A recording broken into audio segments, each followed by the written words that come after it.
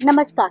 विदेश्वर संहिता अध्याय 24 और 25। ऋषि मुनि कहते हैं, हे महाभाग, आप हमें भस्म और रुद्राक्ष के महत्व के बारे में थोड़ा विस्तार से बताइए। सूत जी कहते हैं कि ब्राह्मणों को भस्म मंत्रोच्चारण के साथ धारण करनी चाहिए और बाकी व्यक्ति बिना मंत्रोच्चारण के भी इसे धारण कर सकते हैं। जाबालिनिषद में भी भस्म के महत्व को विस्तार से बताया गया है। सूत जी कहते हैं, जो भी व्यक्ति मस्तक पर भस्म का त्रिपूर्ण धारण करता है तो संसार में जितने भी तीर्थों के स्नान का पुण्य है उसे प्राप्त होता है। उसे मृत्यु का भय कभी भी सताता नहीं है और वह दीर्घायु होता है। अगर मनुष्य जप तप करते वक्त रुद्राक्ष को धारण करे तो उसके जप और तप का प्रताप और पुण्य कई गुना बढ़ जाता है और मृत्यु भी उसे नहीं डरा सकती। त्रिपुंड की तीनों रेखाओं में 9 देवताओं का वास बताया गया है। मनुष्य को चाहिए कि सदा त्रिनेत्रधारी शिव को याद करते हुए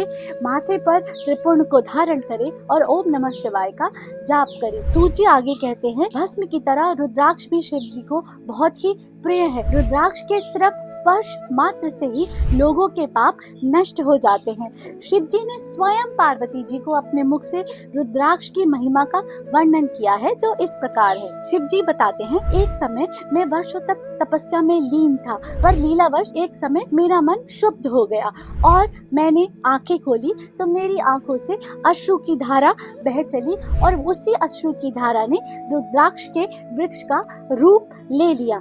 इसलिए रुद्राक्ष मेरे अति प्रिय है और उसकी उत्पत्ति मैंने मनुष्य के जीवन को बेहतर बनाने के लिए की है। सूची कहते हैं कि आंवले के साइज का रुद्राक्ष श्रेष्ठ माना जाता है, फिर बेर के साइज का रुद्राक्ष उससे निम्न कोटि का और चने के बराबर का रुद्राक्ष उससे निम्न कोटि का माना जाता है। सूची आगे कहते हैं कि जिस रुद्राक्ष में प्राकृतिक रूप से माला पिरोने के लिए छिद्र होता है वह काफी उच्च कोटि का रुद्राक्ष माना जाता है। सूजी कहते हैं कि जो मनुष्य 1100 रुद्राक्ष को धारण कर लेता है वह शिव स्वरूप हो जाता है और अगर इन रुद्राक्षों को धारण करते हुए वह जप तप करता है तो उसके लिए कुछ भी अप्राप्य नहीं है। मोक्ष और भोग दोनों ही उसके द्वार पर आ जाते हैं और शिव का सानिध्य उसे प्राप्त होता है।